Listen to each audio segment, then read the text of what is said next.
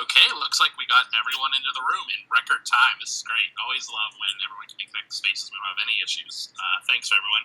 So I'm just going to start with a little intro here. My name is Matt Adams. I'm engagement editor at NPR, and I want to thank you for joining our conversation today on International Transgender Day of Visibility. I'm going to pass it to Selena to host in 1 second here. I just want to remind everyone that if you do have a question for any of our panelists on this Twitter Spaces talk, feel free to hit the mic in the bottom left-hand corner to request to speak, and we'll bring you up a little bit later. But for now, we're going to hear from our panelists and from our host, Selena. So, Selena, I'm going to pass it to you now.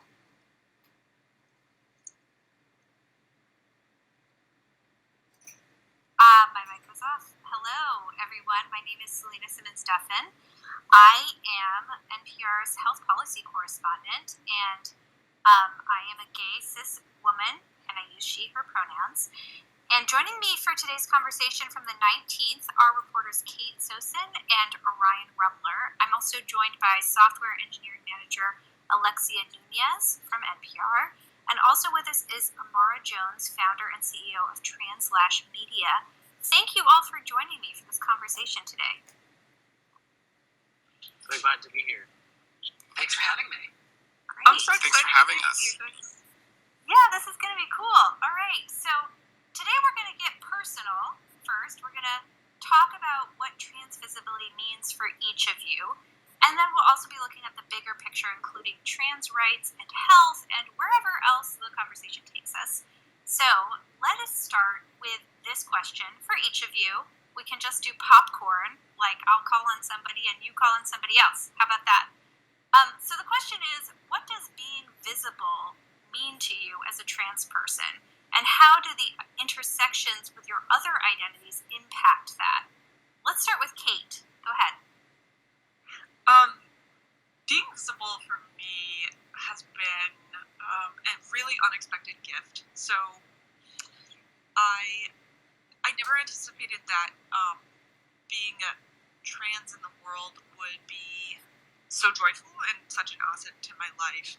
And for me, when I came out, it made getting a journalism job really difficult, almost impossible. But the longer that I've gone in my career and in my personal life, I've experienced that the world in such rich ways. So I find that having this question of gender in my life all the time, of where do I fit, actually makes it a really rich and complicated and beautiful experience. And also, it's given me a lot of power in terms of reporting, that I get to do work that impacts my community in ways that are really meaningful. And also, I feel really privileged that I get to ask really complicated questions.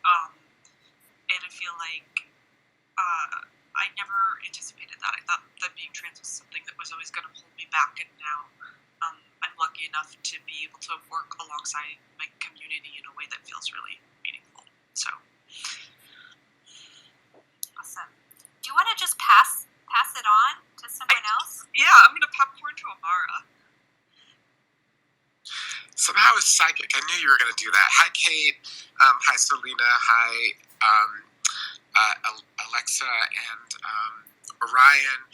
Thank you so much for having me. I think for me, visibility is life.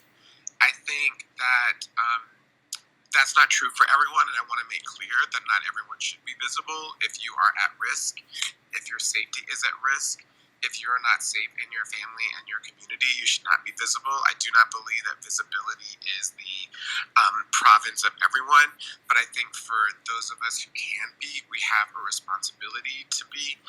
And the reason why I say that visibility is life is because visibility is what creates space for others. I know that seeing other trans people exist in the world is what made me realize that my existence was possible. And I think that we have a responsibility, if we can, to do that for others. I also think that my visibility is one of the ways that I affirm myself, because I spent so many years not being able to be myself, or thinking that being me was wrong and trying to run away from that. And so me owning myself and owning myself in the world is a way that I fundamentally affirm myself and my own humanity. And I also think that lastly, we know from research that was done in the wake of a whole host of LGBTQ issues that the more people know personally someone who is trans, the less likely they are to be fundamentally hostile to trans people and the more supportive they are of our rights.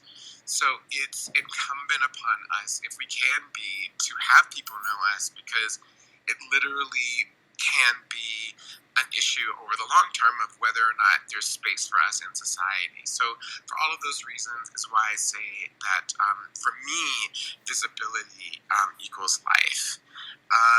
And I'll pass it to Orion.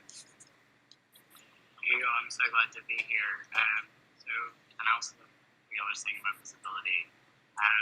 So for me, I've been, I out, although not everything is perceived as right is coming out. For me, that's how I think about it. I came out and I realized I was non-binary in high school. And then through high school and college, I started realizing, like, oh, I identify more as a trans man. So I think, to me, when we talk about visibility, it's something that's important to talk about, is that identity can change over time. Gender is a fluid expression, and you're not basically beholden to just one identity, and I think it's good to encourage people to do what feels right with them in terms of gender, and to me, that's something I want to make more visible, is just you can change your mind over time, and that's fine. So that's something I personally, at least, it's something I like to talk about. Thank you. Cool. All right, Alexia, you are next. Hello, everyone. Can you hear me okay? Yep, we got you. Perfect. For me, visibility is all about joy. Joy in being able to live life as my fullest self. It means normalization as well. It means, being visible and walking around the world and people getting to meet, an openly trans woman of color, and they get to put a face to all of the issues that they previously only heard and considered in the abstract.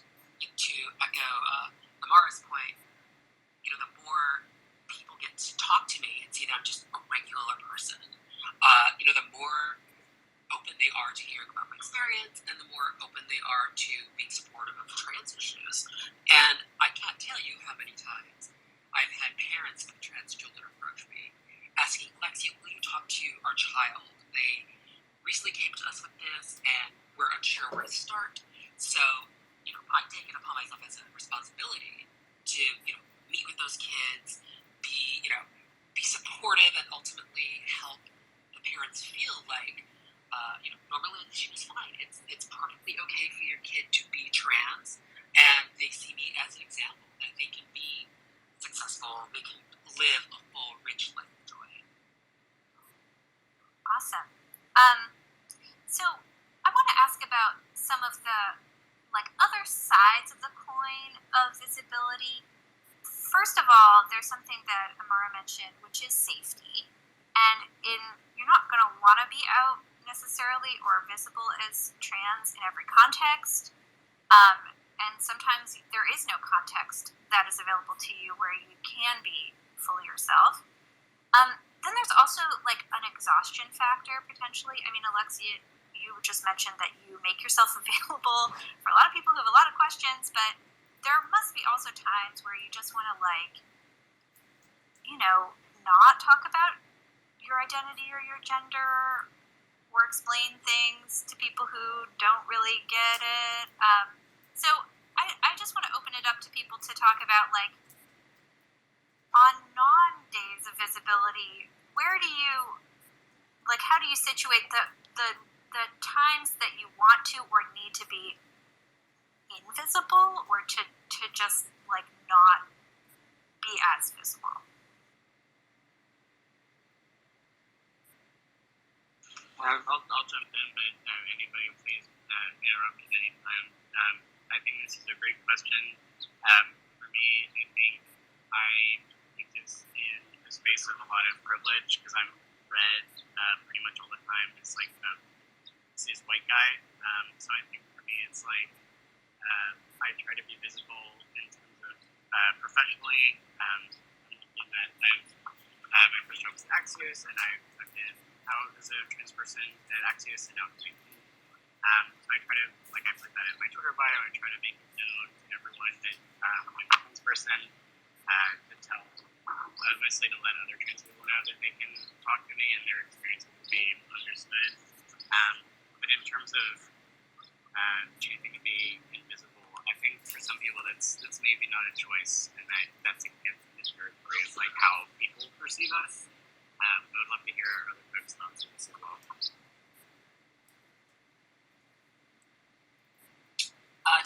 Just speaking for myself, I know that there are days when I don't want to deal with a myriad of questions related to trans issues. And in those cases, I usually tend to just stay home, give myself the space to, recharge and face the world again. And as far as safety goes, I know for me personally, I'm very privileged in that, I live in a fairly liberal part of the country and I've got a job that allows me a lot of freedom. A lot of people don't have that. In my case, I know that I certainly don't go out by myself at night. I only go to places that I know for a fact are trans-friendly. And, at a minimum, I will dial down my identity in ways like, not wearing a trans button that day or, just dressing down in a way that helps me kind of blend in a little more, Yeah, this is Amara. I appreciate all of what you just said, Alexia. I think that, when you were asking the question, Selena, I was like, oh, that sounds nice, but I don't really ever have those days at all because of what I do and the organization that I run and the work that we do and all the rest of it. So I don't really get to have those days. I think when I think about it, though, like Alexia, I'll decide to either not go to an event or I'll decide to stay home, or it means leaving America for a little bit.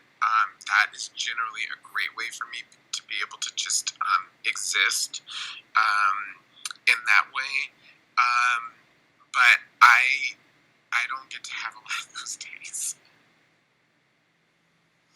Kate, do you want to jump in on this? Yeah, I mean, this is so funny. I am non-binary, transhuman, and it's hard to tell how we're being read sometimes, but I feel like people either have a hard time reading me at a glance, or maybe they read me as they just read me as gender non-conforming in some way, and so I am typically visible, if not as trans or non-binary, as queer in some way, and so there is not an invisible for me, and there hasn't been for a really long time. So I think those times when I need to retreat from not being perceived, or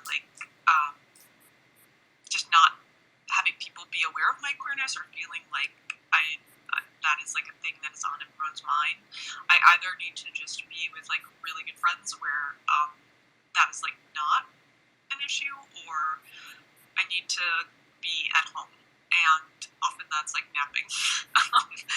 Yes, for naps. Yeah, I love naps. Sometimes trans self-care is just like a nap, and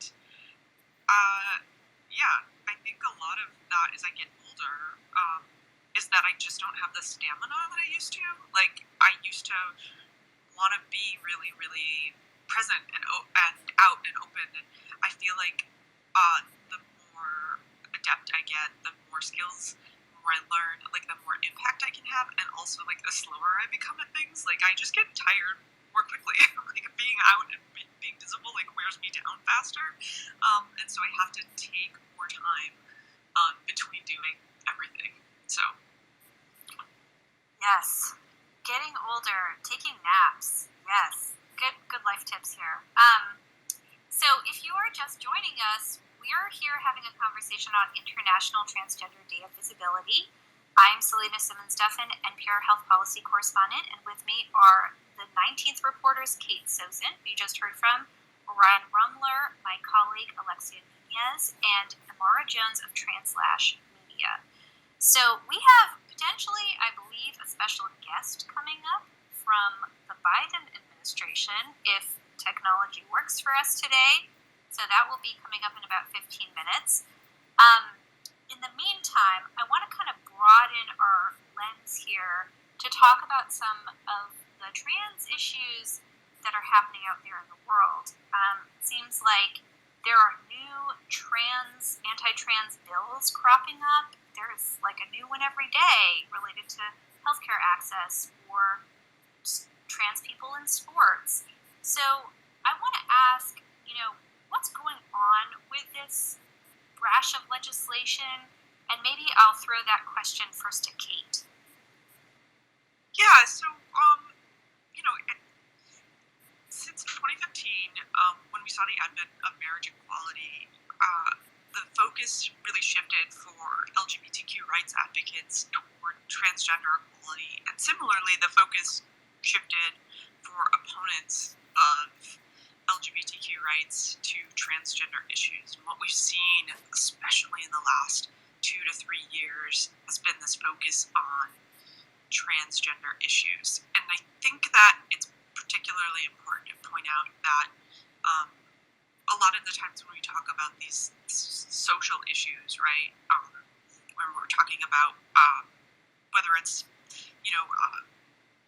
any kind of identity-based issues, we're talking about galvanizing the right to go to the polls, and whether or not this will get a voting bloc motivated to show up. And so this is an issue that the right has really been testing out. And it started out with this bathroom issue that we saw in 2018, which is, should transgender people be allowed to use the bathroom with which they identify? So that means, like, if a transgender man wants to go to a bathroom, should he be able to use the men's room? And there seems to be a lot of misunderstanding about who transgender people are within that. States did try to pass these bills and largely failed. So then we saw this sort of resurgence of other kinds of bills. And now what we're looking at are sports issues and medical bans targeting youth. And I think it's important to point out a few things, which is that a lot of these bills seem to not totally understand the medical science that's well established. The major medical associations all back youth for transgender care, and also some of the science around sports and who transgender kids are. So most of us don't know transgender people, and even fewer of us know transgender kids. So a lot of the reporting that we've been doing is just trying to introduce folks to who transgender people are. And we've seen more states in the last 3 years pass anti-trans bills than we've ever seen in our history. So even though it feels like we're moving forward socially, in terms of legislation, we're just hurtling backward in terms of rights for trans people. As you say, hurtling forward in terms of rights in the kind of broader picture, certainly in terms of public opinion. Public opinion doesn't seem to be where some of this legislation is. And that's a tension, I think, that's playing out in terms of the forward-backward motion that you're talking about. But another tension is between the federal government and what it's doing now, especially under the Biden administration, and what's happening at the state level. So under the Trump administration, there was a lot of activity at the federal level to try to restrict access for trans people to all sorts of realms of life. The Biden administration has been moving in the other direction, and then you have states. It's just very confusing, really, to understand where America is going, because it seems like there's a bunch of highways that are overlapping and crossing each other, and everybody's kind of going in a different direction. Amara, I see you wanting to jump in. Go ahead. Yeah, because, we at Translash spent a year looking at the origin of these bills and where they came from and how they came to be. And our research culminated in the first season of our limited series investigative podcast called The Anti-Trans Hate Machine: A Plot Against Equality. We're actually working on the second season right now. And there are a couple of points that I would make. The first one is that we have to understand and not underestimate the seriousness with which the right wing takes transgender issues. I want to underscore that this particular wave that we're facing right now is not an accident. That this is a fight that the far right has been teeing up for almost a decade, and they poured hundreds of millions of dollars into this effort, specifically on trans issues, to get us to this moment. And that's why we've gone from a handful of bills a couple of years ago to hundreds of bills in just 2 years. There's no accident in that. And most of what you're seeing, both on the on the medical bans and the sports ban bills are just copies of the same piece of legislation. And the reason why they're copies is because the right road tested language that would pass in states. So, for instance, the sports bill in Idaho, and once that bill passed, with the support of the Alliance Defending Freedom, explicit support of the Alliance Defending Freedom, we're talking about lobbying, we're talking about paying for lawyers, we're talking about helping the Attorney General craft arguments to make before the federal circuit court last year, and making those arguments themselves. In a surprise move, the state of Idaho turned over the arguments of a bill that the state passed to a private organization, ADF, to make that argument in front of a circuit court. No lawyer that I spoke to had ever heard of anything like that ever happening before. And then once those bills passed, then just began to cut and paste them across the country, which is why we have so many of them. And the groups that are pressing these groups are familiar ones in American conservative right-wing life. The Heritage Foundation, the Family Research Council, which is designated as a hate group by the SPLC, as well as Alliance Defending Freedom, which is a hate group. And just to bring it back to your final point on the percentages, one of the things that the right figured out a long time ago, and they figured it out on abortion, is that while 80% of Americans may support abortion, for example, 80% of Americans aren't willing to vote on abortion. And so the issue is important for the people who are willing to show up at the polls, who are willing to protest, who are willing to hit the streets, who are willing to fight for something in America. That's what actually wins. It doesn't matter where the polls are. And they figured out that their base will show up at rates of 90% on issues like trans issues and abortions, whereas the rest of the people who say generally that they support these issues won't.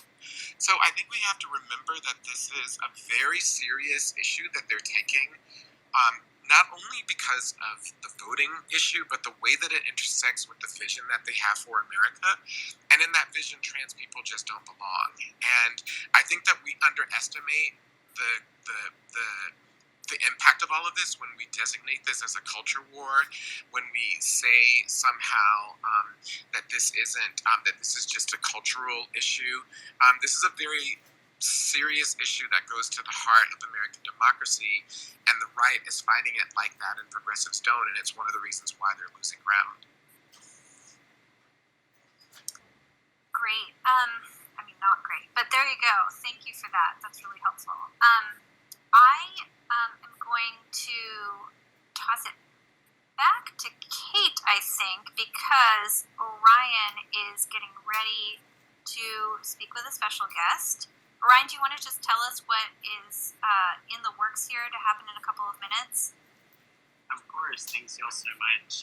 So the Biden administration is doing a lot of discussions today with national LGBTQ and trans policy orgs. So I'm here at the White House to talk with Admiral Rachel Levine here in a couple minutes.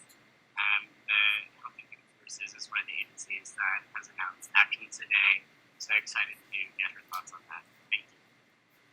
Awesome. All right. So we will be hearing that shortly. Before that happens, Kate, I want to ask you about the Biden administration and what has been happening at the federal level. There was a rash of announcements today I saw, including that an X is going to be an option as a gender marker on passports as of April 11th. That was announced from the State Department. Obviously, the federal government can't really have control over what's happening at the state level, but it does have some power over some things related to trans rights. So what have you noticed in the Biden administration so far? Yeah, so, there's been a lot of eagerness to see action from the Biden administration for transgender people, particularly on some of these anti-trans bills. And today, we see some of the biggest changes, not just in terms of these bills, but in terms of really significant policy changes that are coming from the Biden administration that have real deep implications for transgender people. So ex-gender markers, which have been a promise, not just of this administration, but really from the courts dating back through the Trump administration. They were ordered to issue ex-gender markers, so this has been sort of coming. The Trump administration refused to issue those. The Biden administration promised, on the campaign trail even, Biden promised to issue those, and they've gone through the formal processes, and so we know that those are coming. But I think what is really significant here that we should be talking about is that the Biden administration is committed to revamping its screenings through the TSA. So if you are a trans person and, the folks at ProPublica, Lucas Walden and Brendan Medina have done some incredible investigative reporting on this, and you walk through a body scanner. Body scanners are binary, right? So they look at us and they say you're male or female, and then they scan you as such. Transgender people throw those systems into chaos, and it's incredibly painful for most transgender people to travel because of that. So we get stopped going through TSA all the time. The Biden administration, in order to fix that, needs to actually implement new technologies, which is a huge overhaul, and today they are announcing new screening processes, new technology, new systems in order to commit to doing that, which radically changes the way that transgender people will be able to move throughout this country, and it's been a huge pain point. So we're not just seeing a commitment in terms of these anti-trans bills, which are a huge pain point, but quality of life for trans people, and I think that's definitely worth pointing out. Yes, and there's also a trans flag flying outside of a federal agency today, which I believe is the first outside of HHS. Yeah. It's like, I think 2015 was the year that we saw the White House lit up in rainbow colors. This is another historic first. Rainbows, woo! Okay, so while we wait for Orion to get in place with Admiral Rachel Levine, let me ask Amara, what do you think? Oh, we might be ready. Hey, yo, I'm so sorry. Do you mind if I jump in? Please do. Thank you so much. So I'm here with Admiral Levine at the White House, and for Transgender Day of Visibility, HHS, as you mentioned, is flying a trans pride flag today, the first federal agency to do so. HHS is also putting out mental health resources for trans youth, LGBTQ, and I was wondering, what are those resources going to be?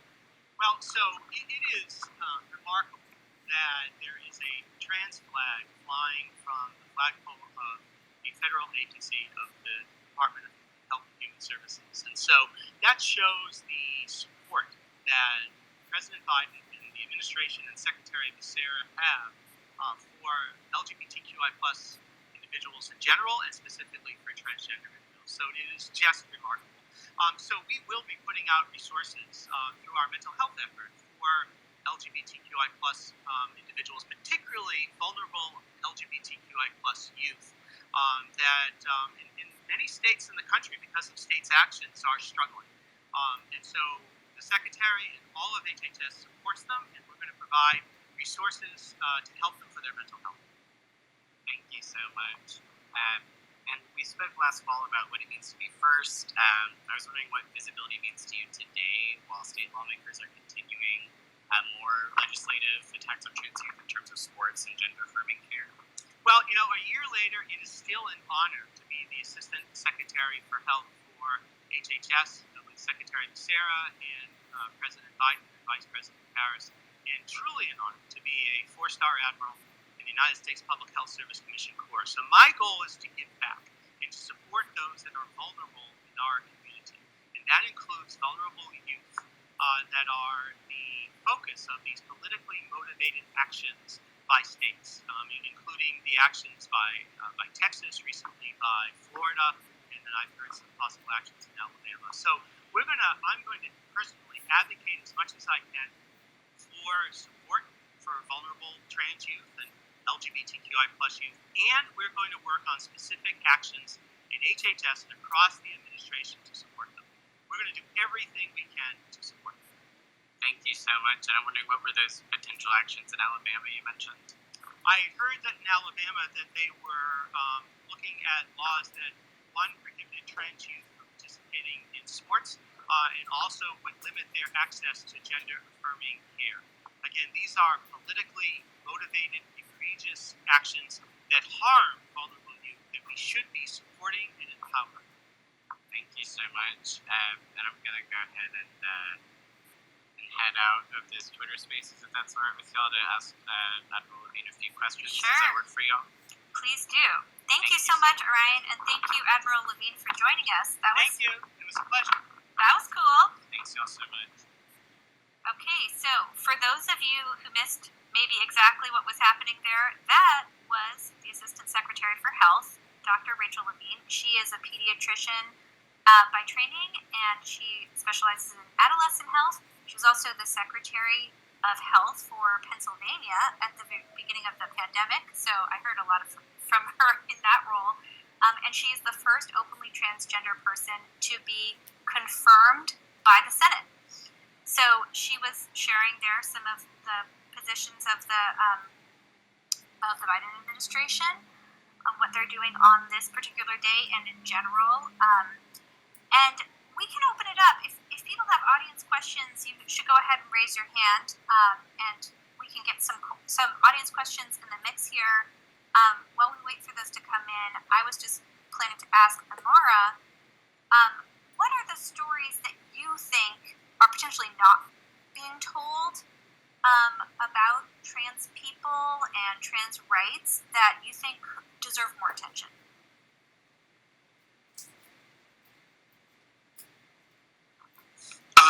Well, that could be an entire Twitter Spaces in and of itself. I'm sure. I think, I continue to say this all the time, but I really do think that the visioning, the innovation, the leadership, the creativity of Black trans women at this moment in time, I continue to think is one of the most underreported stories of our time. And it's not only in areas of arts and entertainment, which have gotten a tremendous amount of visibility, but also in terms of different visions around housing and economic security and mass incarceration and community development, and kind of the list goes on and on and on. And I think that it's really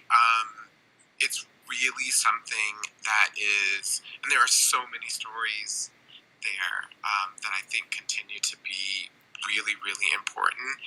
I also think what is also key is just the intersections of trans issues, the way that trans issues intersect with one thing that we've focused on all month at Translash is trans issues of reproductive justice through our Trans Bodies, Trans Choices film series and other things that we've done, understanding the intersections of trans issues and environmental justice, and the list goes on and on and on. And I think those intersections are really important. I think also the stories of Black trans people, and I also think just, again, the way in which trans issues also link with immigration and migrant stories.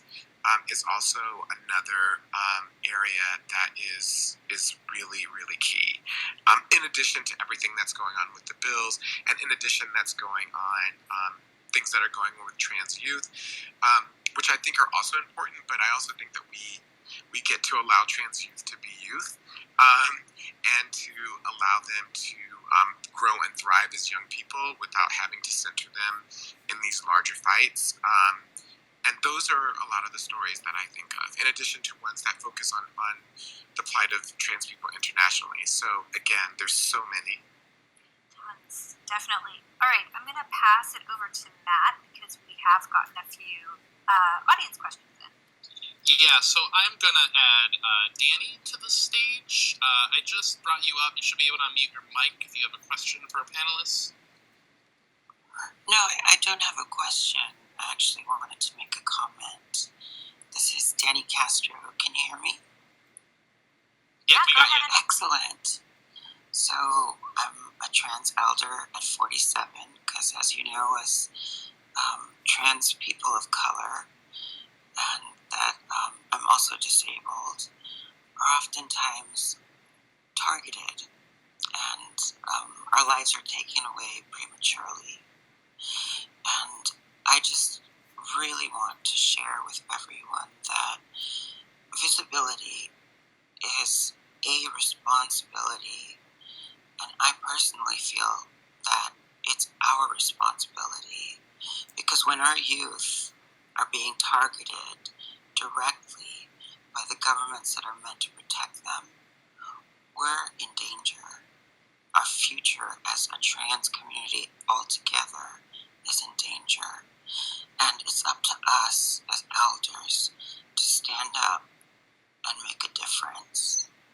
And I just really want to encourage people to remember how powerful and resilient each of you is. Because we're not weak. We're not to be taken for granted. We are powerful and spiritual people that can spread love and understanding from a different perspective than anyone else because we're born with the gift of transness. So trans visibility is our responsibility. Please remember that, and I love you. Thank you so much for that. I think we have one more audience question or comment. Let's see. Yep, I'm going to bring up Michael to the stage. Just waiting for his mic to connect. Oh, should be connected if you just want to unmute.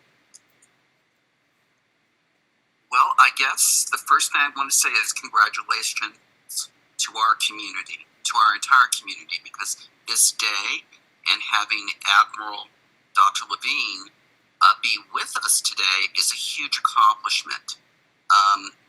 Obviously, for those of you that know me and know about my campaign, you know what I'm going to say. We have 35 Senate seats so far that are going to be on the ballot in our midterm. So I'm just one of the candidates who is standing with you. And I'm going to just say to you, take a peek at the room right now. And please remember this. Who's with you right now? Who's visible with you in this room right now? But there are 35 Senate seats. And I think it's important to all of us that we fight for the Senate.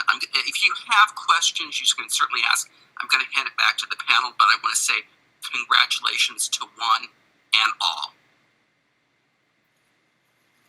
All right. Yes, definitely.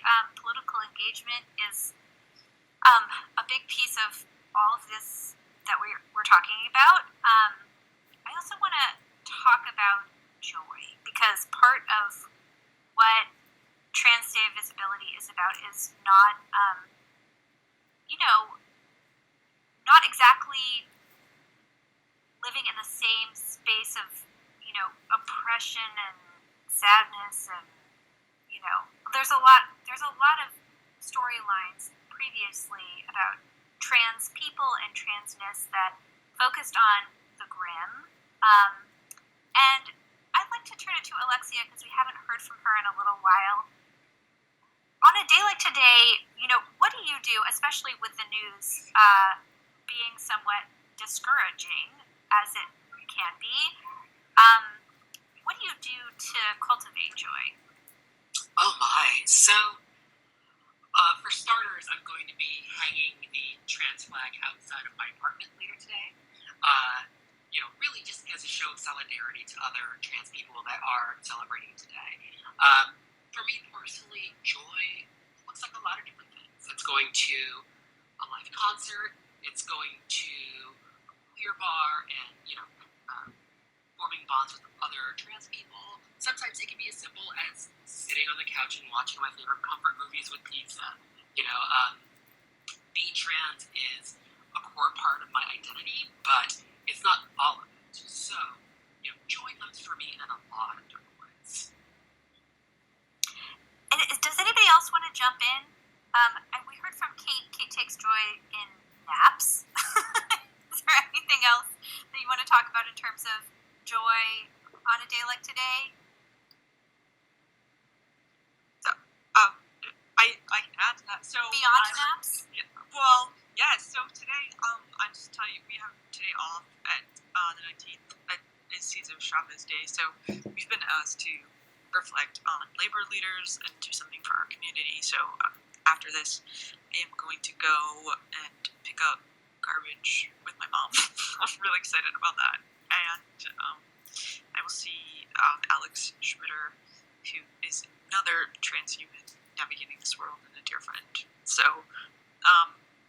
I'm not working other than this, and I'm very excited about that, and I'm excited to be doing something in my community as the 19th has asked us to do. So I love that. That's awesome. Amara, go ahead. Yeah, for anyone who doesn't know, Kate's mom is a real one, so I would love to have a microphone today as you two pick up garbage. I think a couple of things. I think for me, joy is actually so fundamental to our community, and it is an inspirational source for me. It's one of the reasons why on the Translash podcast we begin every episode with trans joy. That is to say, looking for someone in our community who is doing something positive and uplifting. And I think if you know anything about the history of the trans community, particularly Black trans people, that's an essential part of the way in which people have made it through. It's an essential part of resistance. So I often think of, for example, Marsha P. Johnson being homeless and marginalized, but still creating a crown of flowers for herself, putting it on her head and walking around the village. And I constantly think about that because that is an incredible example of trans joy. So is the creation of the ball community and the ball scene. So there's so much joy in our community as a form of resistance and preservation that I just look around and get inspired. Me personally, I try to do things that don't have anything to do with my job or my identity. So I love to cook. Cooking is a way that I do that. Whatever I can do to just reaffirm my humanity in a way that doesn't have anything to do with who I am or what I'm doing is the way in which I try to cultivate joy, in addition to all of the other ways that I've talked about. Ooh, I love that. What are you cooking? Oh, well, I haven't cooked this week. I better do some red wine short ribs before it gets too warm. So that's going to be up here in the next week because after that it's not going to be something that you want to eat as it gets warmer. That's true. Got to take advantage of the chilly weather. All right, Orion, why don't you close us out? Tell us about your joy. I love this conversation so much. So as Kate knows, I love hiking. I love the outdoors. I love driving the outdoors. I like to hike around DC. I love great falls. Grew up in Georgia, so I love Nation Mountains, Blue Ridge Mountains. My favorite thing to do is to go on a hike with Zero Cell Service, so they like to talk to me. Also love doing that most recently in the desert. I went to check out Joshua Tree, which was so fun. So I like being forced to unplug, basically, means being outdoors when I'm within reach. All right. This has been such a fun conversation. It's been so great. Thank you to everybody who joined us, and to our speakers. Why don't we do a quick round robin where you can tell people who are here where to find your work and follow you, so you get some extra followers and some extra readers. Kate, why don't you start? Yeah. You can find me at the19news.org or on Twitter at ShoeLeatherKate. And thank you so much for having me. Awesome. Alexia, where can people find you? People can find me here under Alexia Codes. My team's also responsible for the NPR One app on iOS. So if you have an iPhone, I recommend go download NPR One from the App Store. All right. Amara, where should people look for you? You can find me here on Twitter at Amara Jones, my name. It's very easy. And you can also follow Translash at Translash Media, and that's true across all platforms. Okay, Orion. Hey, so you can find me at 19th News. I'm also at Twitter at there's underscore dashes ORIION. Also, my main speaking stories on when we get to Titan stories. All right, great. And you can follow me here on Twitter at SelenaSD, and you can follow my reporting on health policy and the pandemic at npr.org. Thank you all so much for being here. This has been really great, and I appreciate all of you. Enjoy the rest of your Thursday.